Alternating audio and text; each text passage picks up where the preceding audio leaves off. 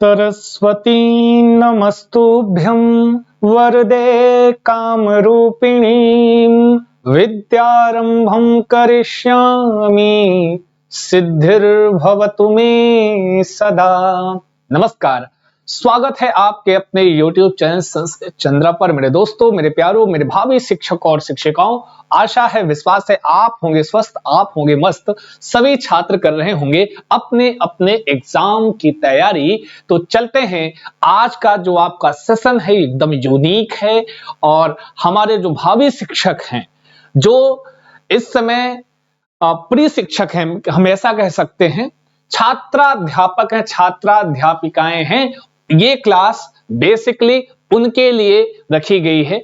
और आज के ये श्री गणेशाय नमः करते हुए पहली क्लास आपके, अगर आप कर रहे हैं, आप यूपी डीएलएड की तैयारी कर रहे हो, यूपी डीएलएड पढ़ रहे हो, आपके विषय के रूप में आपकी संस्कृत भाषा है, तो मेरे प्रिय छात्रों, और बहुत सारे छात्रों की क्वेरी भी थी कि सर वो जो संस्कृत वाला पार्ट आता ना यूपी डीएलएड में, उसको करा दीजिए। और कुछ बोले हिंदी में, तो संस्कृत और हिंदी दोनों आपको यहां पर हम प्रॉपरली कराएंगे। और विषय पर अभी हम आपको, जब आप प्रॉपरली आपकी विजिट होगी तो कोशिश करेंगे और भी सारे सब्जेक्ट आपको हम, क्योंकि आपकी तैयारी और उस बेस पे तैयारी कराएंगे हम। अब जैसे संस्कृत भाषा की हम चर्चा कर लें, संस्कृत भाषा अगर आपको पढ़ना है डीएलएड में, तो उस बेस से हमको तैयारी करानी है कि क्योंकि जो आप अगर डीएलएड कर रहे हो, वीटीसी कुछ भी कर रहे हो बच्चा, तो आपको सीटेट या टेट तो आपको देना ही होगा, क्योंकि आप हमारे भावी शिक्षक हैं, है ना जी। तो ये हम आपको जो बेसिकली जो हम आपको उसको टीच करने वाले हैं, जो आपको हम पढ़ाने वाले हैं, उस लेवल से पढ़ाने वाले हैं कि आपको यहां पर आपकी जो भी मतलब रिक्वायरमेंट होगी सीटेट के लिए, उस सारी चीजें को जोड़ते हुए आपको हम टीच करेंगे, ठीक है, पहली चीज। दूसरी चीज, कैसे तैयारी करना है, सिलेबस क्या है। आखिर जिनको कुछ भी ना पता कि व्हाट इज संस्कृत है क्या, संस्कृत भाषा है क्या, और पहले तो मैं शुभकामनाएं देता हूं डीएलएड और वीटीसी के पाठ्यक्रम के निर्माता को कि उन्होंने इतना बेहतरीन सिलेबस के तौर पर आपको ये चीज आपको दिया है। रीजन क्या है जान लो। रीजन बच्चा बस इतनी सी बात है यहां पर कि इन्होंने जो सेमेस्टर प्रथम का जो इन्होंने सामान्य विषय संस्कृत इन्होंने यहां पे रखा हुआ है, सबसे अच्छी बात इनकी हमको ये लगी। पूछो क्या लगी, अरे पूछो तो सही क्या लगी, एक सेकंड रुकेंगे, अरे भाई आ जाओ। इनकी जो सबसे अच्छी बात हमको लगी है ना, तो इनकी सबसे सुंदर सी प्यारी सी बात थी कि इन्होंने ऐसा रखा है कि आपको एकदम बेसिक से, बहुत सारे छात्रों की ये भी क्वेरी थी, सर हमको बेसिक से संस्कृत भाषा सीखनी है। तो बच्चा बेसिक से अगर संस्कृत भाषा आपको सीखनी है तो चिंता नहीं करना है, परेशान बिल्कुल नहीं होना है आपको। क्यों? क्योंकि यहां पर हम आपको जो पढ़ाने वाले हैं, जो सिखाने वाले हैं, जो बताने वाले हैं, वो एकदम बेसिक से ही सिखाने वाले हैं। और डीएलएड आपको बेसिक से ही सिखाता है, हाँ, आपको छात्राध्यापक बनाता है, ध्यान देना। तो यहां पर जो इनकी विषय वस्तु है, पहले विषय वस्तु पर चर्चा करेंगे, फिर आगे हम आपको टॉपिक वाइज एक एक क्लास आपको हम प्रोवाइड कराएंगे, ठीक है। तो हमारे YouTube संस्कृत चंद्र पर आपको आज से मिलने वाली है बिल्कुल संस्कृत भाषा, यूपी डीएलएड और हिंदी की क्लास मिलेगी, और टाइम टेबल आपको हम शेयर कर देंगे। तो यहां पर कक्षा शिक्षण विषय वस्तु, तो पहला जो पॉइंट है इनका, आसपास की वस्तुओं, पशु पक्षियों के संस्कृत नाम की जानकारी देना। आपको शो हो रहा है, दिख रहा है ना, हाँ तो दिख रहा होगा। तो इनका कहना है कि जो आसपास की वस्तुएं होती हैं, ठीक है जी, जो आसपास की वस्तुएं होती हैं उनकी जानकारी देना, ठीक है। अब आसपास की वस्तुएं सर कौन सी हो सकती हैं? आसपास की वस्तुओं में आप अपने घर, अपने परिवेश में रहते हो तो उसमें पशु पक्षी भी आ जाएंगे, आपका पहनावा आ जाएगा, वस्त्र आ जाएंगे, आपके खान पान की वस्तुएं आ जाएंगी, घर की वस्तुएं आ जाएंगी, ये सारी चीजें इसमें शामिल है। फिर पशु पक्षियों के संस्कृत नाम की जानकारी, ये सब बेसिक नॉलेज है। हाँ, जब अपने आसपास की चीजें आप संस्कृत भाषा में नहीं जानोगे तो कैसे समझ पाओगे ना। तो यहां से प्रश्न बनता है, अगर आपने पेपर देखा होगा, प्रीवियस ईयर पेपर अगर आपने एनालिसिस थोड़ा बहुत किया हो, तो कम से कम आपके डीएलएड के संस्कृत के इसमें कम से कम 10, हम ये कह सकते हैं कम से कम 7 से 8 अंक, 6 से 8 अंक आपको ये देके जाता है, वो चाहे बहुविकल्पीय प्रश्न में, पक्का हर विकल्प में रहेगा। जो बहुविकल्पीय वस्तुनिष्ठ प्रश्न होता है उसमें भी यहां से प्रश्न होता है, कम से कम 1 नंबर का प्रश्न तो यहां से होता है। दूसरी चीज, आप संस्कृत भाषा से सीटेट की तैयारी करो, यूपी टेट की, यूपी टेट में कम से कम 2 अंक का पूछता है, ठीक है जी। और दूसरी चीज मैं आपसे फिर कहना चाहता हूं कि जो संस्कृत में पैसेज आता है, पैसेज में भी इन सबका प्रयोग आता है, ठीक है। तो इसको हम बहुत अच्छे से समझने वाले हैं, पढ़ने वाले हैं कि भाई जो हम प्रयोग करते हैं, अब गिलास है, गिलास को संस्कृत में क्या बोलते हैं, चषका बोलते हैं, संदंसा, चिमटा बोलते हैं, ये सारी चीजें हम बहुत अच्छे से समझेंगे और ये सब प्रीवियस ईयर में पूछा गया भी है, ठीक है। फिर अगला क्या है, संज्ञा, लिंग एवं वचन की जानकारी प्रदान करना। किसकी किसकी संज्ञा, क्या संज्ञा से क्या समझते हो, कितने लिंग होते हैं, उनका कौन सा शब्द किस लिंग में है, ठीक है। वचन कितने होते हैं, वचन कैसे पहचानोगे, तो ये सारी चीजें इस पर हम डिस्कस करेंगे बहुत अच्छे तरीके से। और मैं बता दूं टॉपिक वाइज आपको सारी क्लासेस मिलने वाली हैं, ठीक है जी। संज्ञा, लिंग एवं वचन की आपको जानकारी प्रदान करना। तो बिल्कुल भाई साहब कि अगर कोई शब्द है तो अब किस लिंग में है, जैसे लिखा है, अब आपको दे दिया गया कि भाई पुस्तकम, पुस्तकम का किस लिंग में प्रयोग हुआ है, पुस्तकम किस लिंग में प्रयोग है ना जी, पुस्तकम किस लिंग में प्रयोग हुआ या किस लिंग है, किस लिंग में है पुस्तकम, तो आपको नपुंसक लिंग में है, ठीक है ना जी। समझ गए ना जी बात को हमारी, ठीक हो, पुस्तकम। अब ये सारी चीजें, फलम, ठीक है, नदी, ऐसे शब्द देंगे, बताओ किस लिंग में है, किस वचन, तो आपको कोई शब्द देके उससे वचन और लिंग और संज्ञा पूछता है, ठीक है। तो इसकी बहुत अच्छे से हम बेसिक से सिखाएंगे, बढ़िया सिखाएंगे, अच्छा सिखाएंगे, डेली क्लास आपको मिलने वाली, ठीक है। संज्ञा एवं सर्वनाम शब्दों के सभी विभक्तियों तथा वचनों का ज्ञान। संज्ञा सर्वनाम शब्दों के, वेरी इंपॉर्टेंट।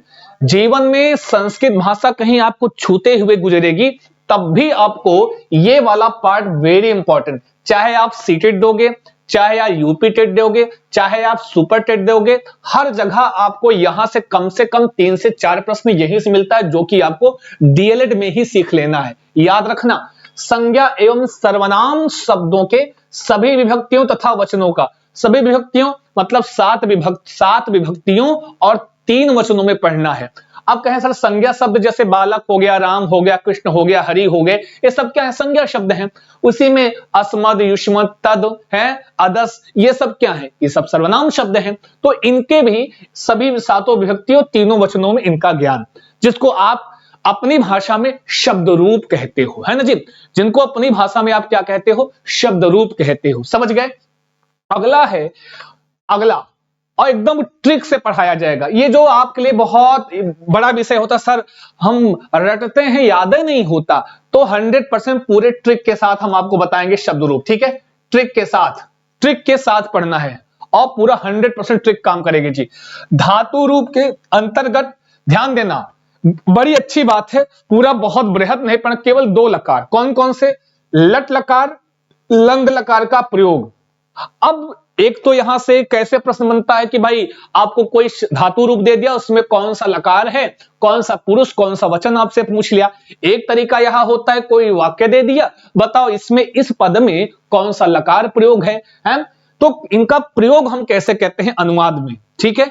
तो इस पर हम चर्चा करेंगे बेहतरीन से, बढ़िया से, ठीक है। तो कुल मिला के ये 2 पॉइंट इतने इंपॉर्टेंट है, शब्द रूप, धातु रूप, कि आप, मैंने कहा ना संस्कृत छू के जाएगी तो इनको बिना साथ में लिए नहीं जाएगी, याद रखना, ठीक है जी। हाँ, आइए फिर कहते हैं संज्ञा एवं सर्वनाम शब्द के अनुरूप क्रिया के प्रथम, मध्यम एवं उत्तम पुरुषों का प्रयोग। संज्ञा एवं सर्वनाम शब्द के अनुरूप क्रिया बोले तो वही जो धातु होती है, हमारे यहां पुरुष की चर्चा करते हैं, हाउ मेनी पुरुष, तो बता मत देना कि पुरुष ई वाला पुरुष, ऊ वाला पुरुष, अरे हम पुरुष की बात नहीं कर रहे हैं, इस संस्कृत व्याकरण के पुरुषों की बात कर रहे हैं। तो 3 पुरुष होते बच्चा है, नहीं कहता भैया वहां 3 पुरुष हैं, कौन कौन से, प्रथम पुरुष, मध्यम पुरुष और उत्तम पुरुष, है ना जी। इनका कह रहे हैं इनका प्रयोग कैसे किया जाता है, ये सारी चीजें अनुवाद में हेल्प करेंगी, है ना जी। ये सारी चीजें अभी नीचे एक पॉइंट आएगा, ये देखो, उसी के बाद सरल संस्कृत वाक्यों का हिंदी में अनुवाद, ये जितना भी ऊपर आपको बताया गया सब आपको लाके इसी में ऐड, सब कुछ इसी में जोड़ना होगा अनुवाद वाले पार्ट में, ठीक है। किसमें, अनुवाद वाले पार्ट में, याद रखना।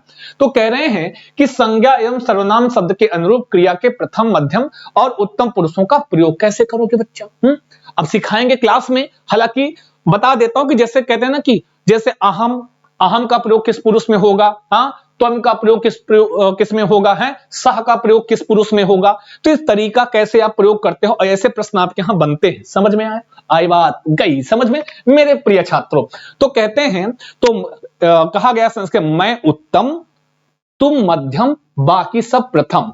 जहां पर मैं, हम सब, हाँ, ये सारे वहां पे उत्तम पुरुष, जहां तुम दोनों, तुम सब, वहां पे मध्यम पुरुष, और बाकी उसके बाद कुछ आ जाए उसमें प्रथम पुरुष का प्रयोग सिखाएंगे वहां पे और बेहतर से।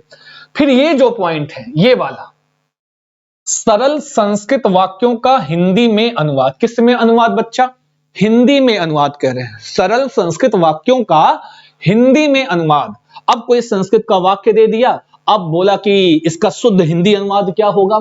जब आपको इतनी चीजें पता होंगी, संज्ञा लिंग वचन की जानकारी होगी, अगर आप संज्ञा सर्वनाम शब्दों और विभक्तियों की जानकारी होगी, वचन की जानकारी होगी, आपको धातु रूप और शब्द रूप पता होगा, तो 100% बता रहा हूं, ये 1 सेकंड का खेल होगा। अनुवाद आपका 1 सेकंड का खेल होगा और हम सिखाएंगे बढ़िया, चिंता मत कीजिए, ठीक है। बहुत अच्छे तरीके से इसको हम सिखाने वाले हैं। बहुत बहुत स्वागत है सभी छात्रों का। अगर ये एक केवल हमारा डिस्कशन है आपके सिलेबस से, आपके पाठ्यक्रम के ऊपर, अभी तो एक एक टॉपिक आज से ही शुरू कर देंगे, चिंता मत कीजिए। और आपके पेपर के बिफोर, आपकी परीक्षा के पहले सारी चीजें आपको अच्छे से अच्छे अंक यहां का पूरा आपको मिलना चाहिए, ठीक है जी। वंदना एवं नीति परक वाक्यों का सस्वर वाचन। अब कहेंगे सर इसकी क्या आवश्यकता, हमसे करवाएंगे का है, पेपर में हमसे कहेंगे पढ़ो, जो पढ़ के सुनाओ, ऐसा थोड़ी ना है। ध्यान, वंदना एवं नीति परक वाक्यों का, ये जो नीति परक वाक्य लिखा है ना बच्चा, छंदसः, छंद के साथ, जैसे कहते हैं ना, याच्यामोघा वरमधि गुणे नाधमे लब्ध कामः। ये तो मंदाक्रांता छंद में सस्वर वाचन है, नीति परक वाक्यों जो भी है आपका, वाक्यों का सस्वर वाचन, वंदना जो भी होते हैं ना जी। तो आप इसी को ऐसे ही पढ़, याच्यामोघा वरमधि गुणे नाधमे लब्ध कामः, ऐसा भी पढ़ सकते, नहीं सस्वर वाचन आपको सिखाना है। और जो नीति परक वाक्य होंगे, नीति परक वाक्य देता है और आपसे पूछता भी है इसके विषय में। श्लोकों तथा नीति परक वाक्यों का अर्थ ज्ञान, हाँ, श्रुतेरिवार्थम स्मृतिरन्वगच्छत् अर्थो ही कन्या परकीय एव। हाँ, ये सारे सूक्ति परक, जो सूक्तियां हैं हमारे संस्कृत साहित्य में, संस्कृत नीति, जो नीति शतक है वहां से पढ़ो, वहां की संस्कृत की बहुत इंपॉर्टेंट सूक्तियां होती हैं, उनका अर्थ आपसे पूछता है आपके एग्जाम में, ठीक है। तो ये भी, और उसके बाद जो आपका पॉइंट आता है कौन सा, 1 से लेकर 20, 1 to 20, खूब पढ़े ना, 1 2 3 4, बहुत पढ़े हो, 1 2 3 4।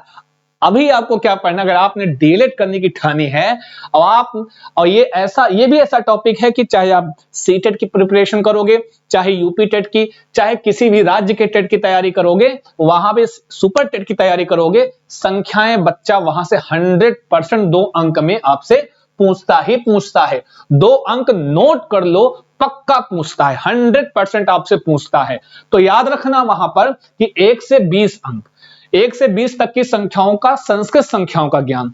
और हमें लगता है कि 1 से 20 याद करना बहुत कठिन नहीं है। दूसरी चीज इसमें पता है, गलती तब होती है जब आपसे कहीं 4 ऑप्शन ने पूछ लिया कहां पूछ लिया, 4 ऑप्शन जब पूछता है ना, ऐसा मिलता जुलता ऑप्शन देता है, गड़बड़ा जाते हो।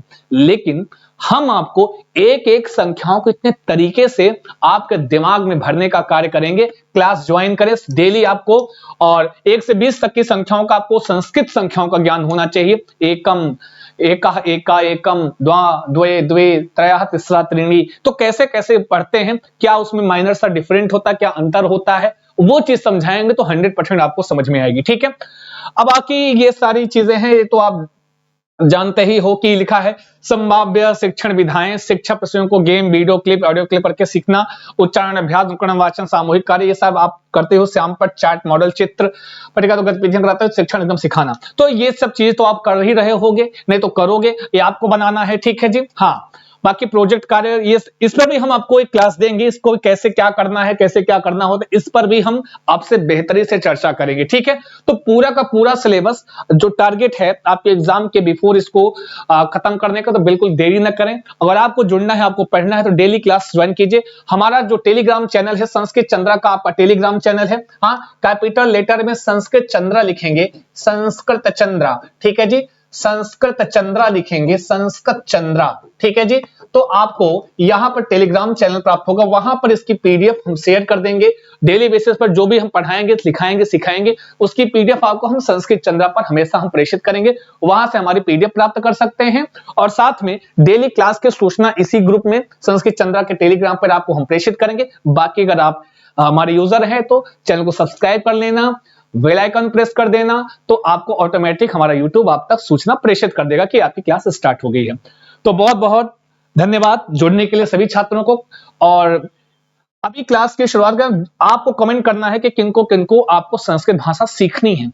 आप डीएलएड कर रहे हो, बीटीसी कर रहे हो, तब तो आवश्यक है ही है। नहीं भी कर रहे हो ना, जो सीटेट की प्रिपरेशन कर रहे हो, उनको भी पढ़ना आवश्यक है। ध्यान देना, सीटेट वालों को भी पढ़ना आवश्यक है। क्यों? क्योंकि जितना कुछ इसमें सिलेबस लगा है, ये आपका सिलेबस डिजाइन इसलिए किया जाता है ताकि जब आप सीटेट देने लायक हो, टेट देने लायक हो, तो आपको बहुत ज्यादा एफर्ट ना करना पड़े, मेहनत ना करनी पड़े। ठीक है जी, तो आज के लिए फिर इतना रखते हैं, फिर मिलते हैं क्लास के साथ। अब डायरेक्ट हमारी आपकी मुलाकात क्लास के साथ होगी। लेते हैं आपसे विदा, नमस्कार, शुभम भूया सर्वदा, स्वस्थ रहें, मस्त रहें, व्यस्त रहें, करते रहें अपने एग्जाम की तैयारी। ऑल द बेस्ट, धन्यवाद।